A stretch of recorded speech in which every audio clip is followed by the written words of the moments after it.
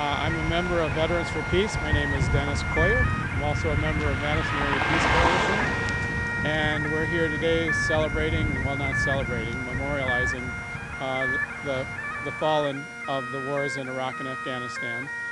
We have over 4,300 grave markers here, designated, separated by the various theaters of the war. And it's a stark, sad, somber, realistic event of what's taking place over in Iraq right now. And we want the killing to stop. We're here opposed to the war. So we're just here to bring attention to what's going on, and hopefully we can put an end to the war. It is Veterans Day, and that's the day of the end of World War II, the 11th day, 11th hour of 11th month. So I guess we just picked Veterans Day as a natural day to recognize the veterans who died in Iraq and Afghanistan. Memorial Mile has been staged now for the past few years. It's kind of an evolving event. It's taken place in Gainesville, Florida, that you can go on YouTube, and if you search for Memorial Mile Gainesville, you'll be able to see the video. I don't know if it started before that somewhere, but I know Milwaukee has had a memorial event like this, and now we're doing it, and hopefully that will continue. Well, actually, hopefully it'll stop. But if the war continues, that will be a stepping stone for the next group to make a demonstration in their cities. It's a political event. It is a kind of a religious event. It is a very moving, deep, spiritual event. When you come here, remember the 4,300 souls that have been lost in this, what we consider to be an illegal, immoral war. And it's a sad reason to go to war, and it's a sad reason that these men and women had to die. And it certainly is political. We're very much opposed to the administration's launching of this war and carrying it out and continuing to ask for more money for the war, and how many more have to die. I really don't know what effect it's going to have. We hope that by staging anti-war rallies and events like this, that people will come by and maybe something will click in their heads, and maybe this doesn't need to happen, or maybe they're opposed to the war and they don't know how to get involved, and they can come here and they can join Veterans for Peace. They can join our group and volunteer, and maybe the more people we get involved as a volunteer, they can get people involved, and maybe we'll end up stopping the war just from public outcry. So it happened in the Vietnam era. Public outcry and opposition and protest brought an end to the war. It was not a decision by the administration. It was a decision made by the people of the country, and hopefully we'll have to make that same statement here, and it'll be up to the people to bring an end to the war if the administration won't do it. I don't know if anything will change. I thought something would have changed by now after the first 1,000 deaths, and I thought something would have changed after 2,000 deaths, and I keep thinking something's going to change after the election of 2006 when Democrats took Congress. I thought something would change, and I've been so disappointed. So I really don't know if anything's going to change in the next year. And even after the 2008 elections, even if we have a Democrat president, I don't know if anything's going to change. I hope something will change, but all I have is hope, and I haven't given that up yet. I know the one day I heard 11 guys got killed in Iraq. You didn't see it on TV or whatever because it was more important things,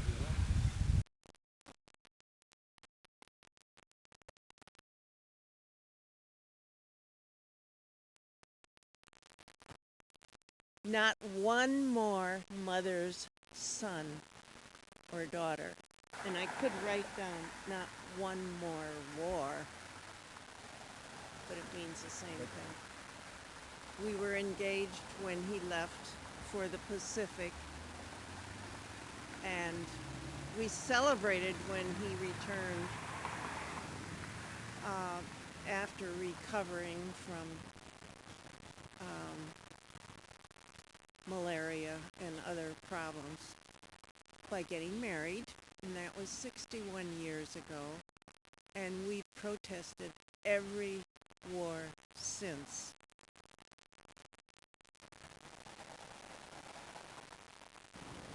I have to be positive. I'm a very positive person, and all the good people who are working for it,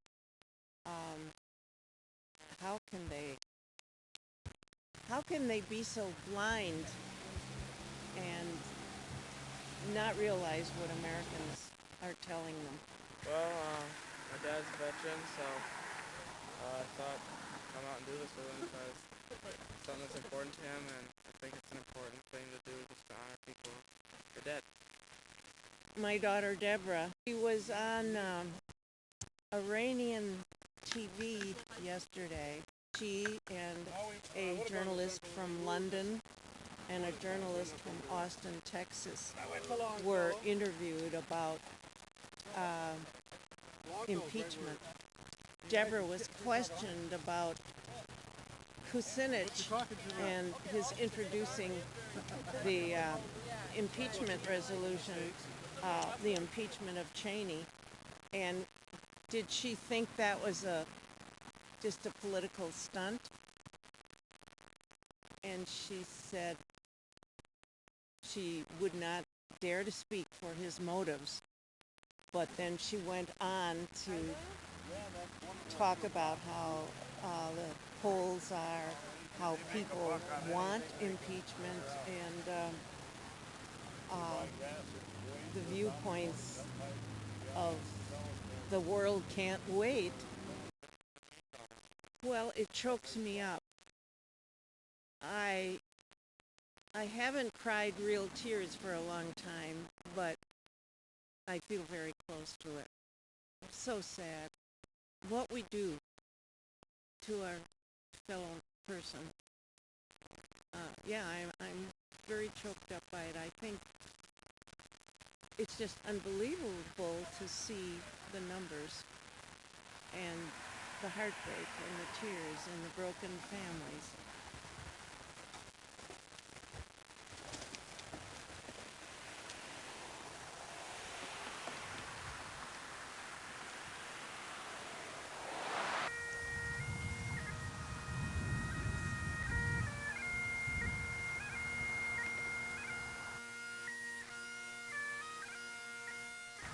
Couldn't quite believe it.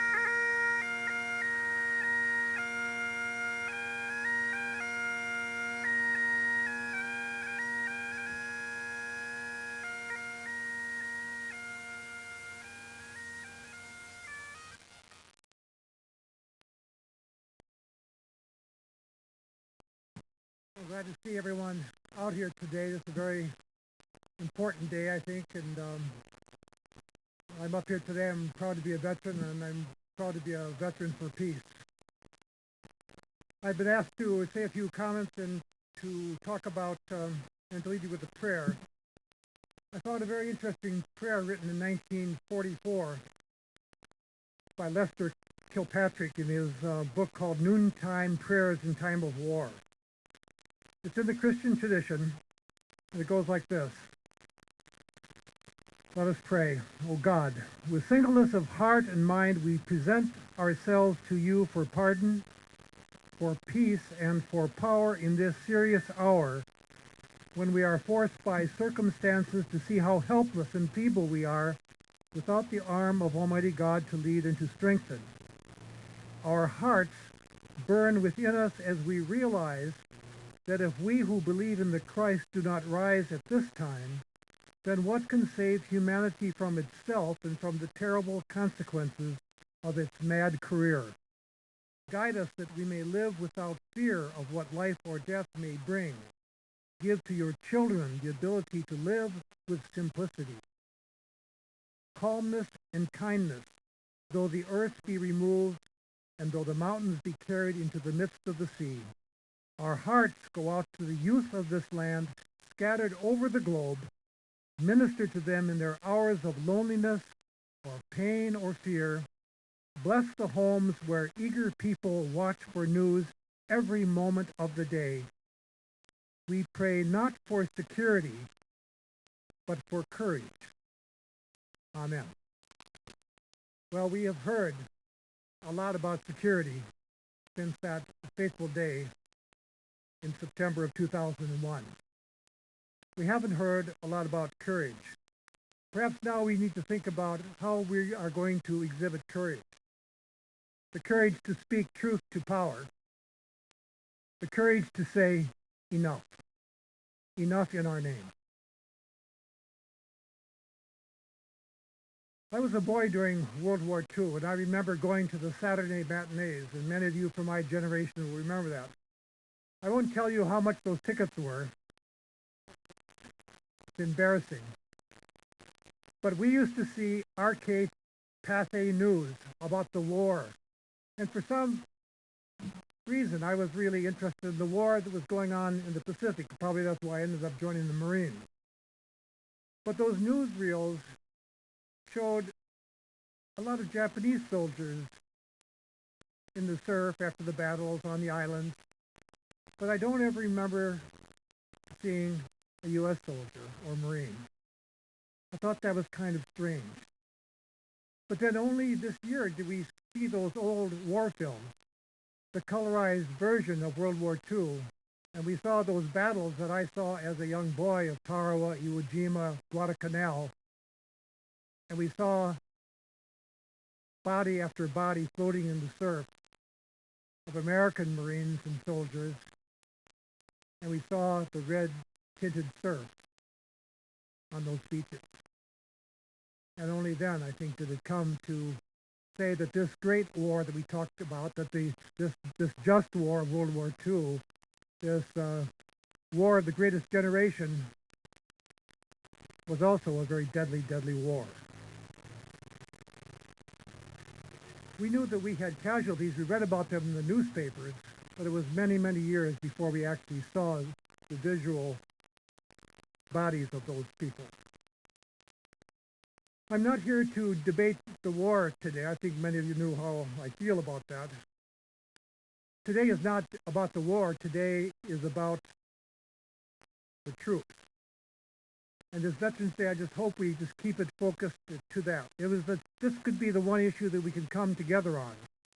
So there are many people in my parish that disagree very strongly with my position on the war. What we can come together about is that how we are going to treat those troops whom we've asked to go forward in our name.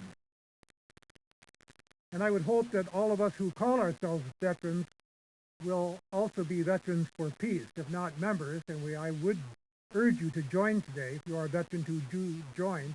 And even if you're not a veteran, you can be an associate, but at least to support us in solidarity on this Veterans Day. We're not against war, but we're for peace. This isn't an anti thing, but a pro thing. Earlier this week, I attended the funeral of Joshua Brennan, the son of a Madison police officer who was hired after I left. He was killed in Afghanistan. And Ray Maida here, a fine officer that I had the privilege of hiring and working with for many years, we went to his son's funeral just about a year and a half ago. It was, you and I, whether we liked it or not, sent those young men to fight in Iraq and Afghanistan. It is one of, the negatives of being in a democracy that we don't all get our way all the time. But I think there's something that we can do and start turning things into some right action right now. This Veterans Day, when we honor those who have paid the ultimate price, for those who have served our nation, I think we need to ask ourselves these questions. First of all, how will we provide long-term care for those who are injured and maimed in this war? Long-term, not short-term, but long-term care. How is it that we're going to support the families of our military men and women? What are some things that we could do in our neighborhoods and in our communities? How will we make sure our military veterans are reintegrated into a more compassionate, more just, and more peaceful society? And what are we going to do, you and I, specifically, to create a more just, a more compassionate, a more peaceful world? I say this with some experience because I was the chief of police in the city in the 1970s when many of our troops came home. I don't know if the story has ever been written about that, about the dysfunction in families, family violence, the acting out that happened when the men and women came home from the Vietnam War. Their integration was often difficult and tragic. We had allowed that our feelings for and against the war to be directed towards the troops, and they suffered. They suffered greatly from that. I really don't want to see that happen again. Thinking about this, I remembered a story from the Middle Ages, a time when the various kings would go out and recruit an army, but the priests always went with the local hometown unit that was recruited. And the priest was there to give last rites for the men who were injured in the battlefield. The priest was there to hear their confession and kind of give them support as they recovered from their wounds. And when they came back home, the village would come out and meet the troops before they entered the village. And everyone knew that there were some things that needed to happen here, some things that needed to be done. And the community would take the bloody clothes of the soldiers who were out there. The priests would hear their confessions. They would be washed, and the Eucharist would be celebrated, and they would be reunited again before they came back into their village. We didn't do that in Vietnam, but we really have a chance to do that now. So how is it symbolically that we will be able to meet, wash, forgive, and welcome our soldiers and sailors and Marines and Air Force people back in our communities? I think that's going to be very, very important for us as a society. Today is Veterans Day. You know, our nation itself needs to look for forgiveness, for cleansing, and for reintegration into the world in which we operate as well.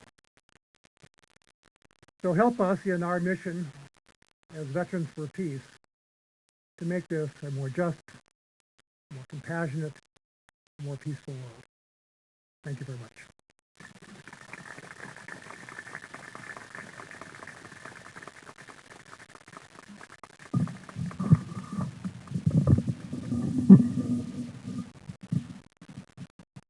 Thank you, Reverend Cooper. That was inspiring. I want to introduce you to Ray Maida. Tell you something about Ray Maida. Ray Maida's son, Army Sergeant Mark Maida, died May 27th, 2005 in Iraq. Mark was 22 years old. 22 years old. His father, Ray, is here to speak to us. Ray is from Madison. He's a Vietnam veteran. Ladies and gentlemen, please welcome Ray Maida.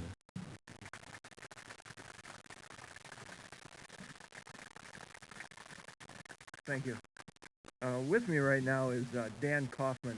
Dan served in Iraq.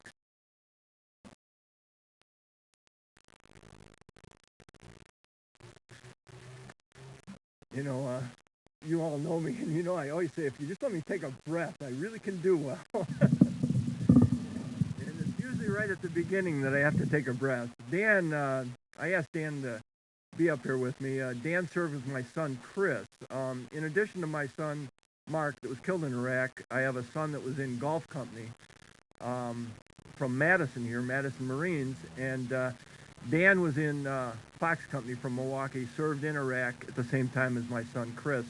both Dan and my son Chris returned home 2 months before my son Mark was killed. I came to Madison in 1977 because of David Cooper, and so I think you can see why. I wanted to get back into police work. I had been out for a while, and I was reading things about David and this community, and I raised my family here, and I had 4 children, Julianne. I'll get through this one. Julianne, Aaron, Chris, and Mark. And,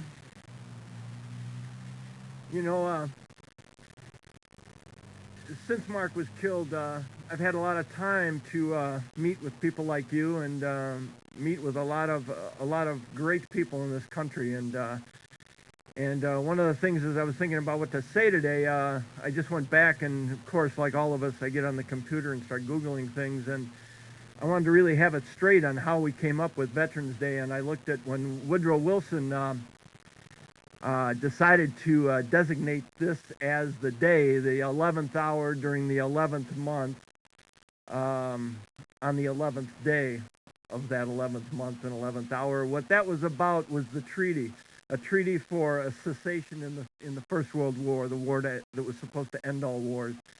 And over time, it's kind of changed a little bit. President Eisenhower made it Veterans Day as opposed to Armistice Day, and then for a while it was switched to a Monday, and then it went back to actually on the 11th. So there's a long history behind this day that started with the First World War.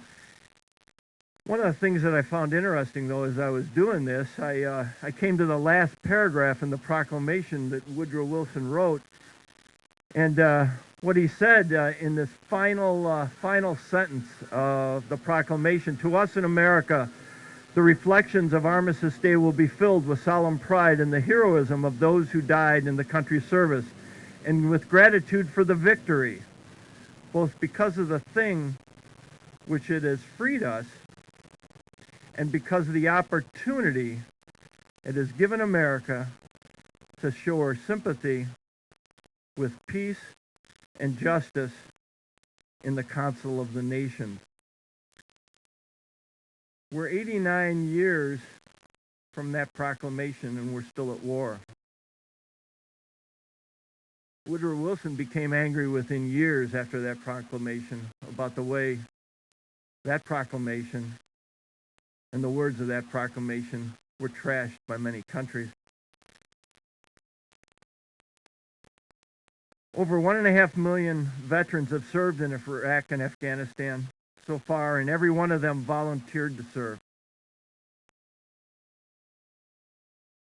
Tom Lynch, who's a military fellow at the Brookings Institution, said, "Perhaps never before in American history have so few done so much for so long."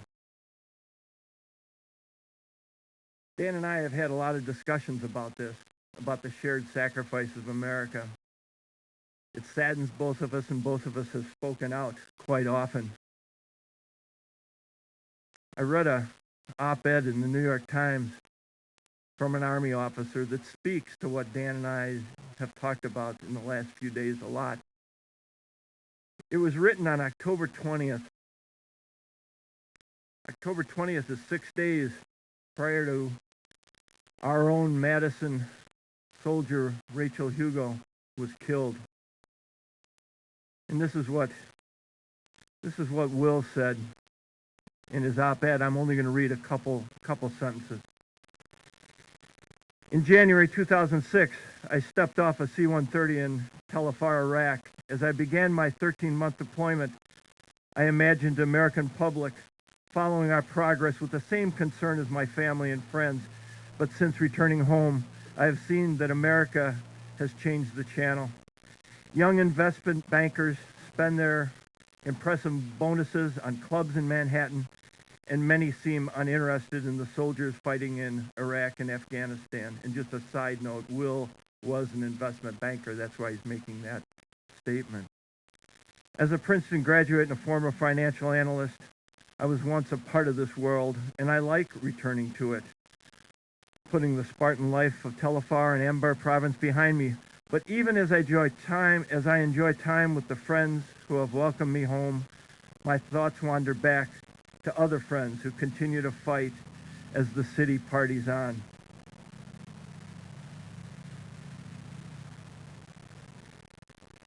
Towards the end of his op-ed, he says, "Never in my life have I seen such commitment with soldiers and officers working in hazardous conditions, 16 hours a day, 7 days a week for over a year, barely able to pause long enough to commemorate their fallen friends.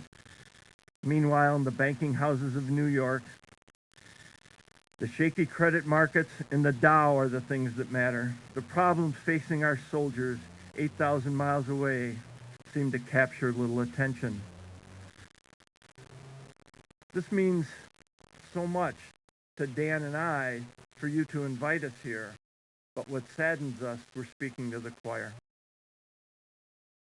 And the choir is not very large, and that's the issue, and that's the problem. David Cooper talked about Josh Brennan, and I know from personal context with Josh and his family, and with his cousin and his dad, that Josh was first flown to Oregon and then flown here. But he couldn't come into Madison. He couldn't come into Milwaukee because it was the weekend.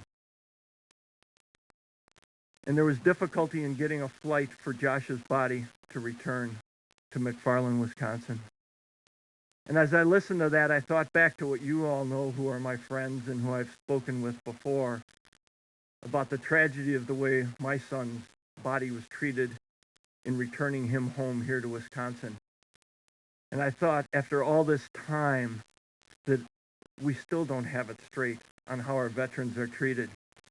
And when I thought about Josh's family having to go to O'Hare Airport to pick his body up in that long drive back to Madison,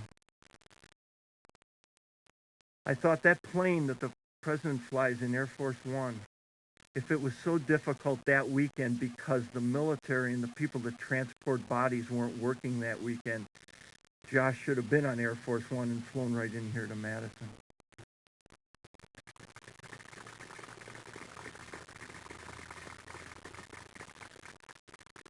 And I also, over the last few days, have been thinking about a president who's telling the president of Pakistan to take off his uniform and listen to the people. And I don't have to give you the punchline to that. Because we have all been speaking, this whole country has been speaking. And Dan talks a lot, Dan has a blog site, and Dan's been talking a lot about those soldiers, those brilliant soldiers that spoke long before we spoke to the president. And the president sure didn't take off his uniform. He told them to take off their uniform. I'm just going to end by turning, just for a few minutes, this microphone over to Dan, a true American hero. Just one of that 1.5 million from this war that we are honoring today. And I want you to thank, just with me, thank Dan for his service. I need you to thank me.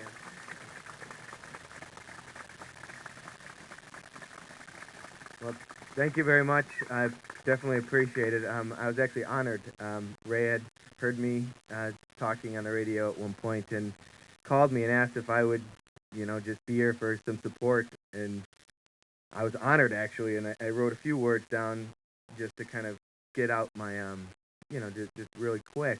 And each time I go through them in my head, I think, oh, that's not really what I want to say. So I always have difficulty with something like this. But really, it's Ray who I want to thank. I mean, you've earned everything that you've earned the right to speak out and say what you need to say, and you do it so eloquently every time. I get a lump in my throat.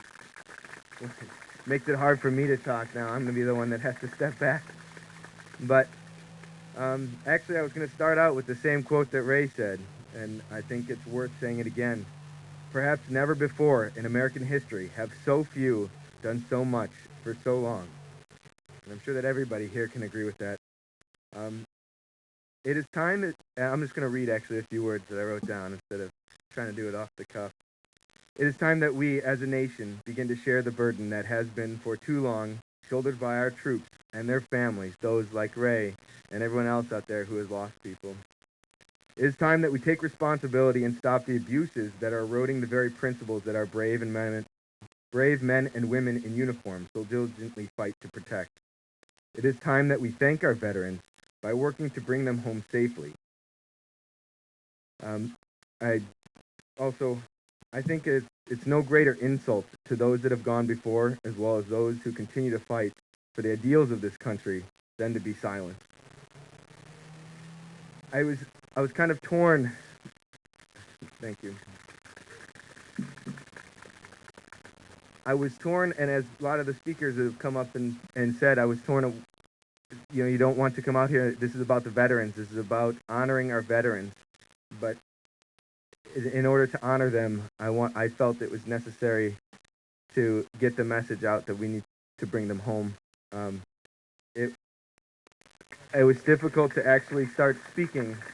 A lot of people think that speaking out for peace is political, and that this shouldn't be political, and that's where I was torn. But to me, peace isn't political. It benefits everybody, no matter where you stand. And we need to honor those who are willing to stand up and fight for the rest of us when it is necessary.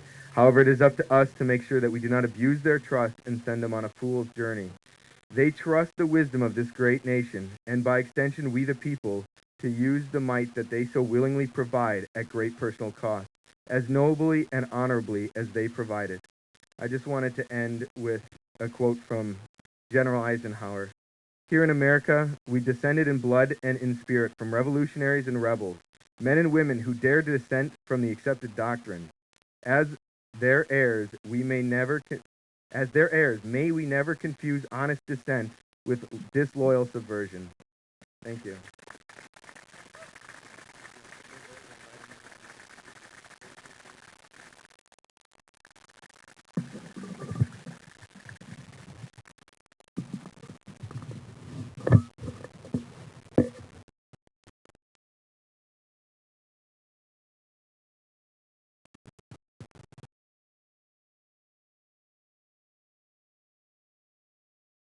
I'll get it right here. Tighten this guy up. I want to thank you, Ray, and thank you, Dan, also, and I think I speak for the audience when I say that we're honored to have you two with us today. How about a hand for them?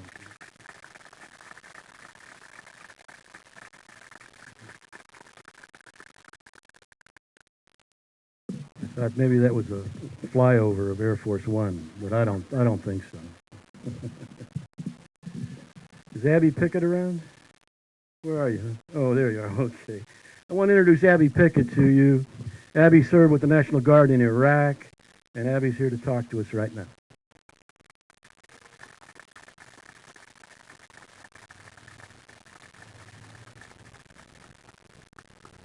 Well, there's a little rumor floating around that I might be in New York or England, or no one really knew where I was at. And the truth was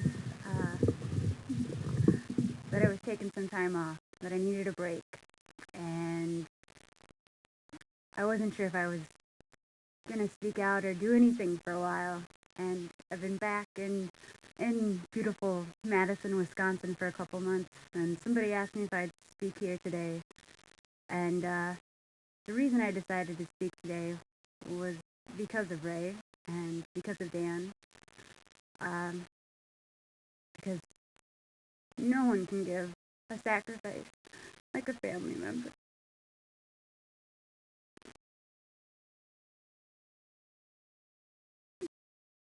I'm going to do what Ray did and just take a moment.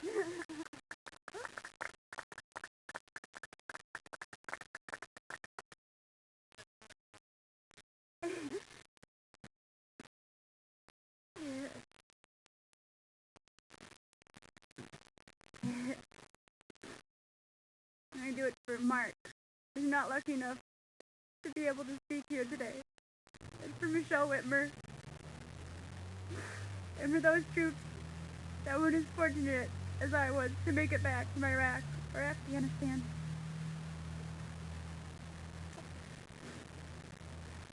I came home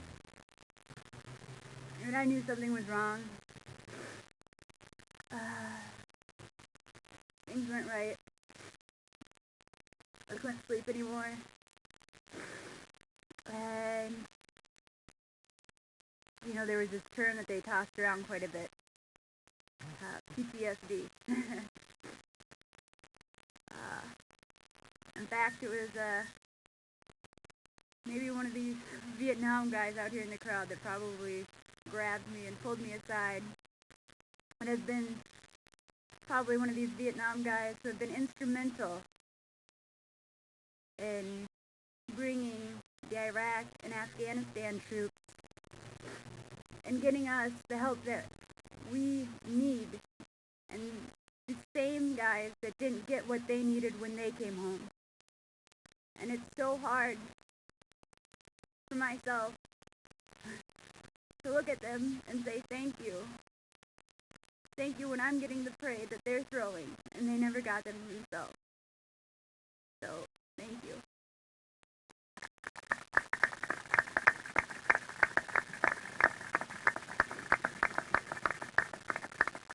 I too wrote a speech, which I'm not really sticking to, and try and put a few points into it though. Over 4,200 soldiers and Marines have come home draped in the stars and stripes of the American flag. Many days have come and gone since I first returned home, but not one has passed, not one, that I haven't thought of those men and women. Some days I wish that my name were on that list. If only I had been 15 feet to the right or the left that night of the big attack, I wouldn't have to deal with the flashbacks, the nightmares, the intrusive thoughts, or the uncontrollable emotions. I wouldn't have to worry about trying to fit back into a life I once had. 200 of America's sons and daughters have lost their lives. But how many have lost their souls to this war? Post-traumatic stress disorder is a river of emotions. One day it's still waters, and you can't feel a thing. The next day, the waters rage. Life is out of control. You smash into the rocks of the rapids. And if you're lucky, someone's there to cushion the blows. And if not, you try and rage on. Turning and flipping.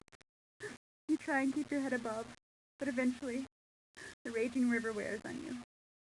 For all too many, the endurance to stay near the surface becomes far too much. The thoughts of giving up and giving in become more pragmatic.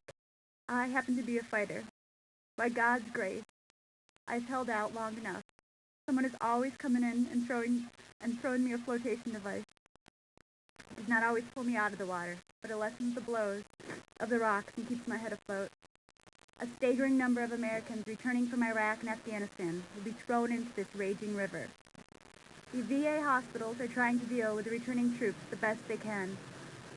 Due to the over $1 billion in missing funds, the VA is not able to meet the needs of the fallen heroes.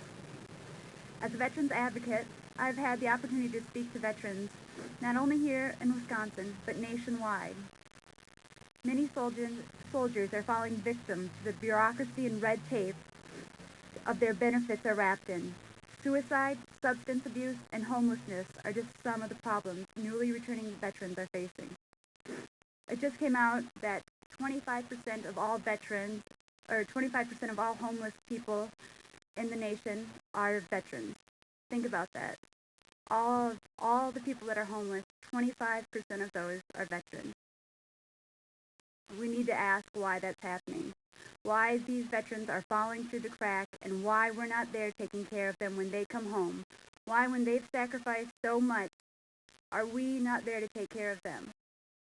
So I ask of you people to take that away from here today, to go out there and to make sure that there are changes. That these men and women, when they come home, and when they don't come home, that we do so in their honor, and that we take care of their families. Because that's all we've got. And I thank you guys, because I know, like you said, we're preaching to the choir. Thank you.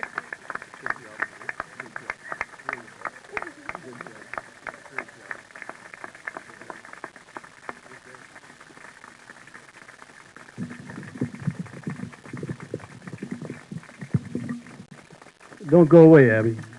Abby? On behalf of Chapter 25, Veterans for Peace, the Dane County chapter, we'd like to present you with an honorary copy of Long Shadows, which is an account of veterans' experiences in combat from the Spanish Civil War. Spanish Civil War, that's the 1930s, ladies and gentlemen, right up to the war in Iraq. Thank you very, very much. You're welcome.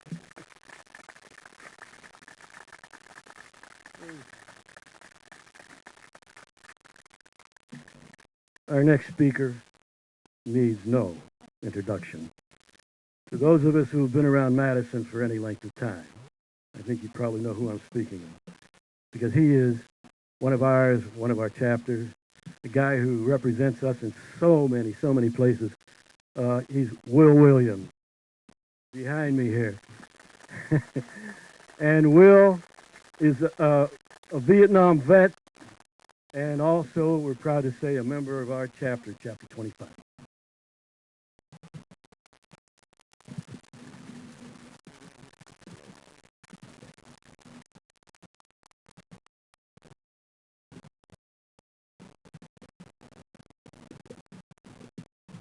Thank you, Frank, for that introduction. I thank everyone for being here. And I don't know where I'm going this morning, but I'm going to start by saying that those who think that preaching to the choir is bad, it is. But in one sense, it's a good thing, because when you got a choir, you got music, and music is a universal language. So we're not just speaking about peace here in America. People are seeking it all over the world. When I drove up this morning and looked at the replicas of the tombstones, and to think of the purpose of what this day was, the armistice, in 1918, the end of World War I, the war to end all wars. It made me think of the number of people that those tombstones represent, and the area where they perished, an area that was carved up shortly after World War I, the Ottoman Empire, that was carved up by the British and renamed. So it leads you to ask the question, why? If this was the war to end all wars, why have we lost so many people today? And it's because of the purpose of the many wars that we have been involved in, the many invasions, the countries we've gone and killed and had our people killed. And it was not for peace, even though armistice mean a treaty, a truce. So we cannot believe that simply because the guns no longer are firing that we have peace, because we don't. I think more in the terms of what can we do to bring about the peace that's needed in this world if we are to survive as a people. As long as we believe in that myth that we must go and kill to secure our freedom, as long as we believe that and endorse it, we will forever be coming out on either Memorial Day or Veterans Day to pay honor to those who served. I think many people forget that even though there are different political differences among those who serve, there is one common string that runs through us all, and that is that we served. So it bothers many of us when we cannot participate in the normal Veterans Day parade because we are politically incorrect, because we wear something that says peace.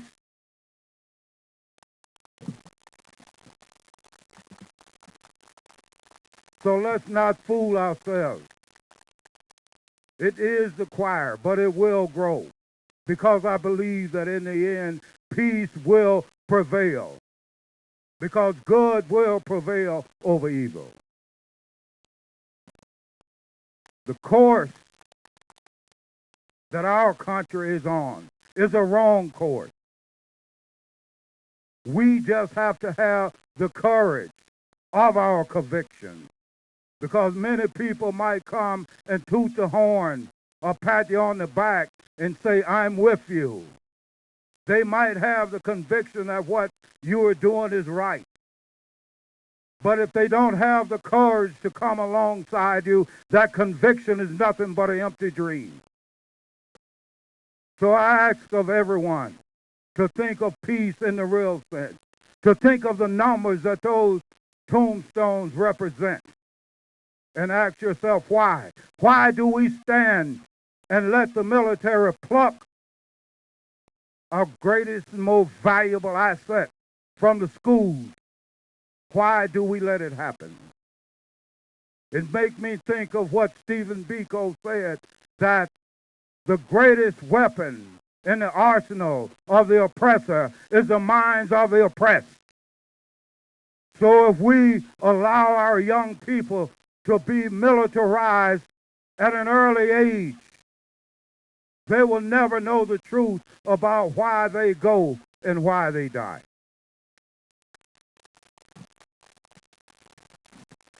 So we fool ourselves with that false patriotism. We believe many that you have to be conformative to everything that happens in order to be a good patriot.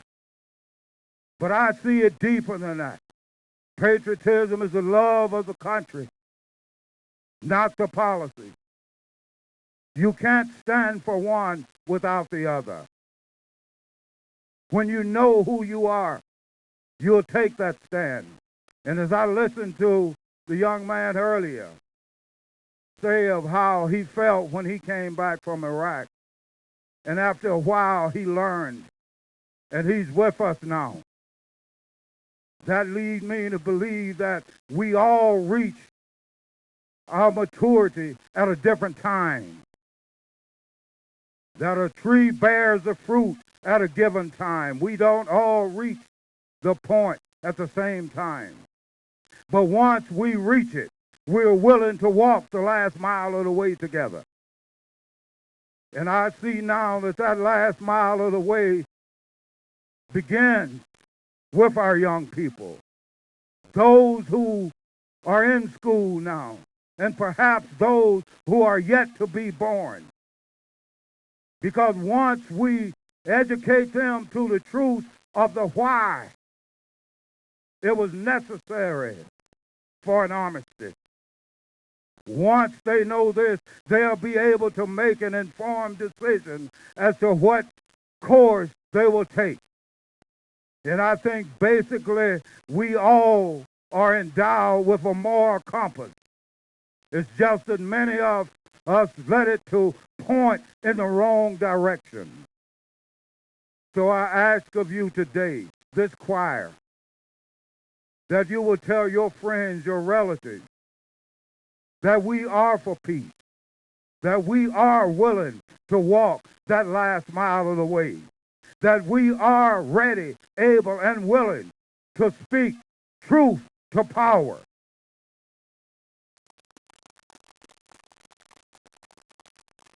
Because if we cannot do this, then we cannot survive as a people. Thank you.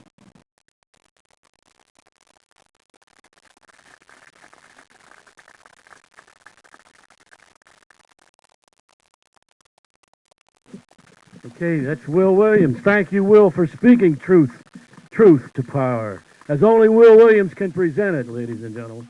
I'm sure you know what I'm talking about. He's a dynamic speaker. We're going to have a special event now. It's one it's going to involve some audience participation.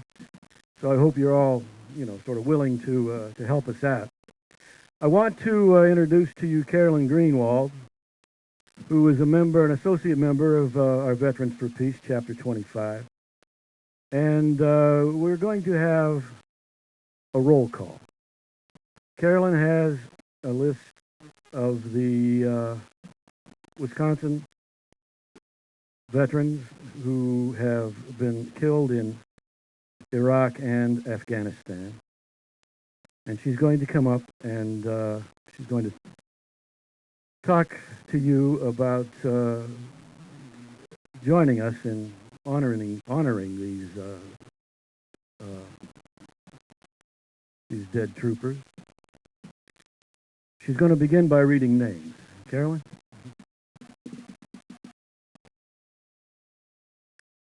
Thank you. This is a list of the soldiers that were killed in Iraq and Afghanistan, and we'd like audience participation. There are quite a few of the choir out there. We can all sing and commemorate these people and their lives that are lost. They are dead, and they're still with us, though, in memory. If we could have volunteers come up, and we'll have you read 3 of the names, and then we'll pass the list on to the next person.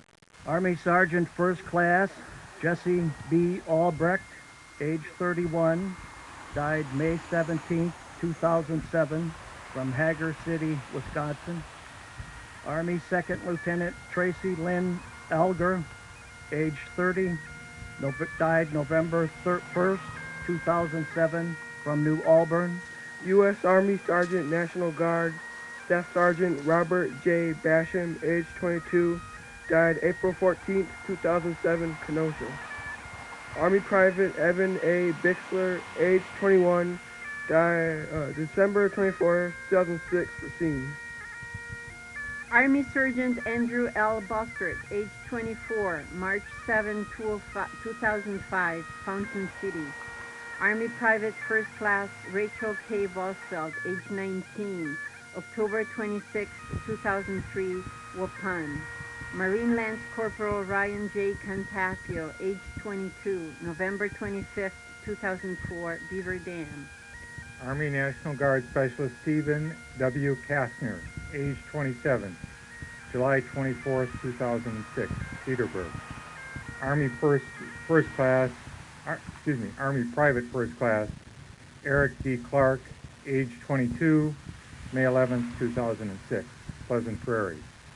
Army Sergeant Todd R. Cornell, age 38, November 9, 2004, West End.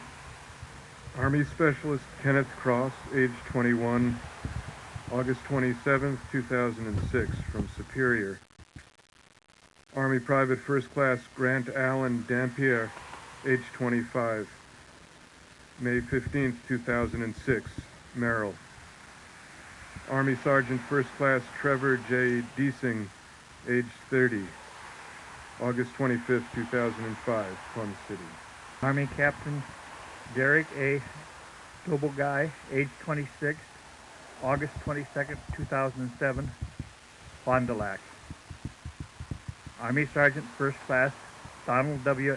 Echo, age 38, March 4th, 2005, Black Creek. Marine Sergeant Benjamin C. Edinger, age 24, November 23rd, 2004, Green Bay. Army Private First Class Nicole M. Fry, age 19, February 16th, 2004, Lena.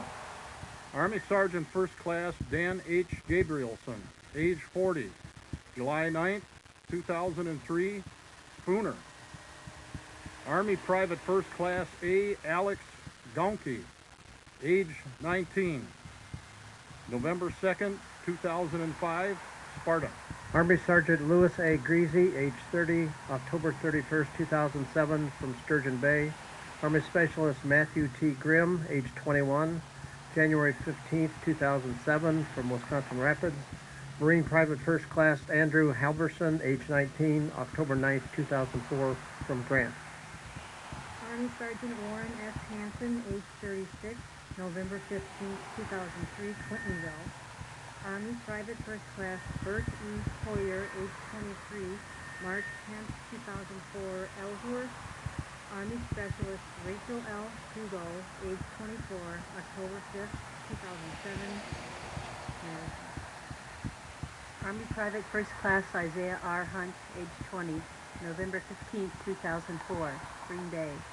Navy Petty Officer Second Class Jamie Jenkins, age 30, June 5th, 2006, Bay City. Army Captain Benjamin D. Jansky, age 28, July 27th, 2005, Oshkosh. Army Private First Class Ryan M. Jerabek, age 18, April 6, 2004, died from Oneida. Army National Guard Sergeant Ryan D. Jopek, age 20, died August 2nd, 2006, Merrill, Wisconsin. Army Sergeant First Class Matthew R. Kading, age 32, October 31st, 2005, Madison. Army Specialist Charles A. Kaufman, age 20, June 26, 2005, Fairchild. Army Staff Sergeant Charles A. Kaiser, age 37, June 24, 2004, Cleveland. Army Sergeant Tyler J. Kritz, age 21, June 3, 2007, from Eagle River. Marine Captain Kevin Christ, age 27, December 18, 2006, from West Bend. Army Captain John F. Hans Kurth, age 31, March 13, 2004, from Columbus. Army Sergeant Mark A. Maida, age 22, died May 27, 2005, Madison. Army Staff Sergeant Stephen G. Martin, age 39, died July 2nd, 2004, Rhinelander. Marine Lance Corporal John J. Maddox, Jr., age 24, died June 13, 2005, Stevens Point. Marine Lance Corporal Andrew G. Meadows, age 19, January 21st, 2007, in Chetek. Army Specialist Michael A. McLaughlin, age 21, April 17th, 2004, Milwaukee. Army Specialist Sean A. Novak, age 21, August 27th, 2006, Two Rivers. Marine Lance Corporal Shane K. O'Donnell, age 24, November 8, 2004, from DeForest. Army Staff Sergeant Todd D. Olson, age 36, December 27, 2004, from Loyal. Marine Lance Corporal Eric A. Palmasano, age 27, April 2, 2006, from Florence. Army Specialist Eric J. Pullman, age 21, June 5, 2005, Ray Scene. Marine Corporal Brian B. Prenning, age 24, November 12, 2004, civilian. Army Private First Class Nicholas A. Rayo, age 21, April 27, 2007, Payoff Hunt. Army Captain Rhett W. Schiller, age 26, November 16, 2006, Waterford. Marine Corporal Joshua M. Schmitz, age 21, December 26, 2006, Spencer. Army Private First Class Sean M. Schneider, age 22, March 29, 2004, Janesville. Army Major Matthew E. Schramm, age 36, May 26, 2003, from Brookfield. Army Chief Warrant Officer Joshua M. Scott, age 28, died May 27, 2005, from Sun Prairie. Marine Staff Sergeant Chad J. Simon, age 32, died August 4th, 2004, from Madison. Army Specialist Benjamin E. Smith, age 21, died November 2nd, 2005, from Hudson. Marine Corporal Adrian V. Soltau, age 21, September 13th, 2004, Milwaukee. Army Major Christopher J. Splinter, age 43, December 24th, 2003, from Platteville. Army Private First Class John B. St. John II, age 25, died January 27th, 2007, Neenah. Marine Sergeant Andy A. Stevens, age 29, died December 1st, 2005, Toma. Marine Sergeant Kirk A. Staseski, age 23, died May 19th, 2003, Beaver Dam. Army Specialist Paul Storino, age 21, died September 2003, Rice Lake. Marine Corporal Jesse Theory, age 23, died April 5th, 2004, Casco. Marine Lance Corporal Jesse Tillery, age 19, died December 2nd, 2006, Vesper. Marine Lance Corporal Harry H.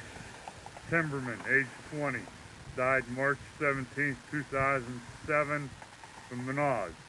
Army Specialist John O. Paulson, age 22, died July 27, 2005, Fond du Lac. Army Sergeant Eugene A. All III, age 21, died November 15, 2003, from Amherst.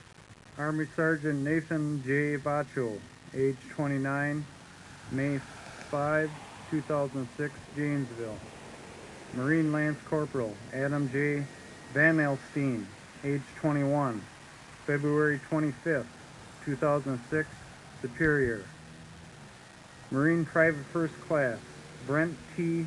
Broman, age 21, December 13th, 2004, Oshkosh. Army Sergeant Andrew P. Wallace, age 25, September 26, 2005, from Oshkosh. Marine Lance Corporal Richard D. Warner, age 22, December 13, 2004, Waukesha. Marine Corporal Robert P. Warrens II, age 23, November 8, 2004, Waukesha. Army National Guard Specialist Michael J. Wendling, age 20, September 26, 2005, Mayville. Marine Lance Corporal Travis M. Witchlat, age 22, February 5, 2005, West Bend. Army Specialist Michael M. Whitmer, age 20, April 9, 2004, New Berlin. Army Second Lieutenant Jeremy L. Wolf, age 27, November 15, 2003, Menominee. Marine Lance Corporal Daniel R. Wyatt, age 22, October 12, 2004, from Caledonia. Marine Sergeant Luke J. Zimmerman, age 24, October 27, 2006, from Luxembourg. Marine Lance Corporal Nicholas R. Anderson, age 21, died March 13, 2006, from Sauk City. Army Sergeant Joshua C. Brennan, age 22, died October 26, 2007, from McFarland. Army Specialist Robert J. Cook, age 24, January 29, 2004, from Sun Prairie. Army National Guard Private First Class Kyle M. Heimauer, age 21, May 23, 2005, Chilton. Army Reserve Sergeant First Class Meredith Howard, age 52, September 8, 2006, Waukesha. Army Staff Sergeant Patrick L. Liebert, age 28, June 21, 2006, Ladysmith. Marine Lance Corporal Ryan J. Nass, age 21, September 3, 2005, from Franklin. Air Force Senior Airman Adam P. Service, age 23, August 19, 2006, from Onalaska.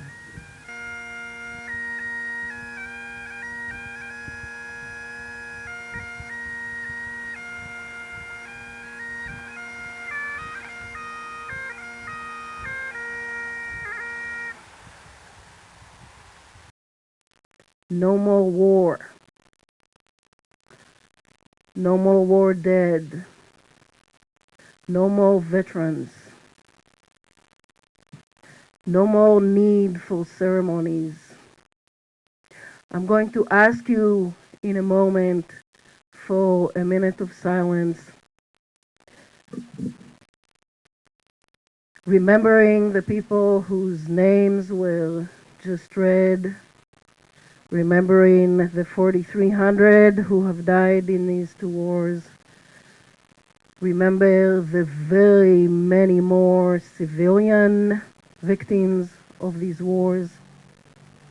Remembering those who are still with us, but are still suffering from the war through disease, disability, PTSD.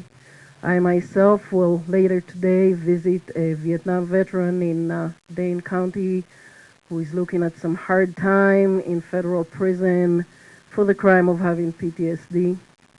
A man who has not hurt anyone, but has behaved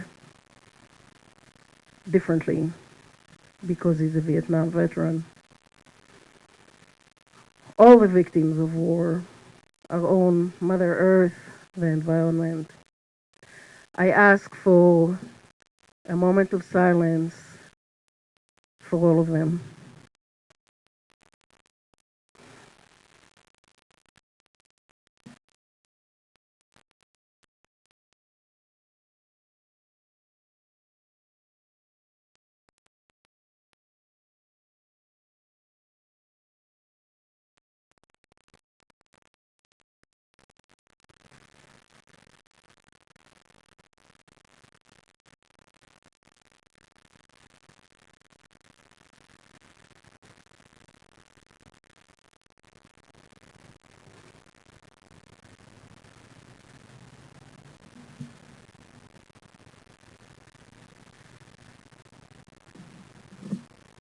Thank you. I want to thank my Veterans for Peace colleagues who put all of this together. As I'm sure you realize, making this happen was not simple. I would like to thank especially Richard Chamberlain, John Fornell, and Baz Davis, and I would like all of those who participated in making this happen to stand up or to raise their hand, and I want you to thank them for all the work.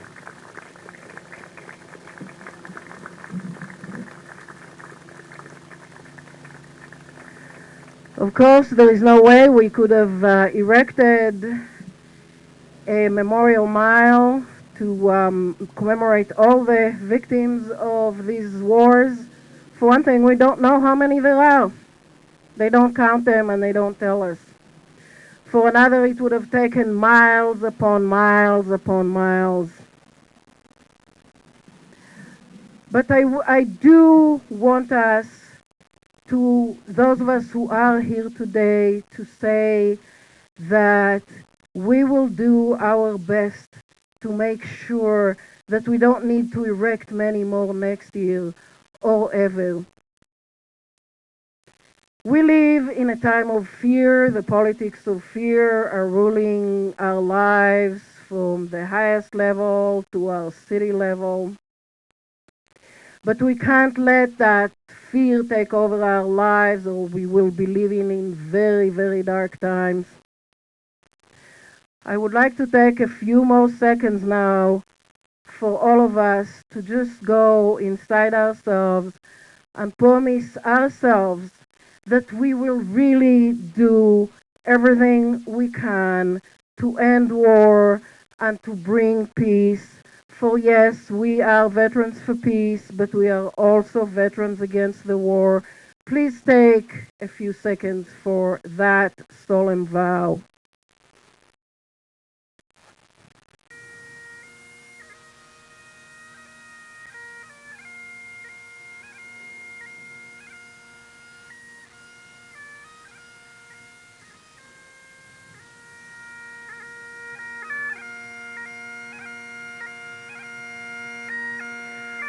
I thank you all for coming and for waiting here in this cold day. Let's work for peace. Let's work against war. Please take a walk among these gravestones. Please do what they ask us to do. Thank you very much.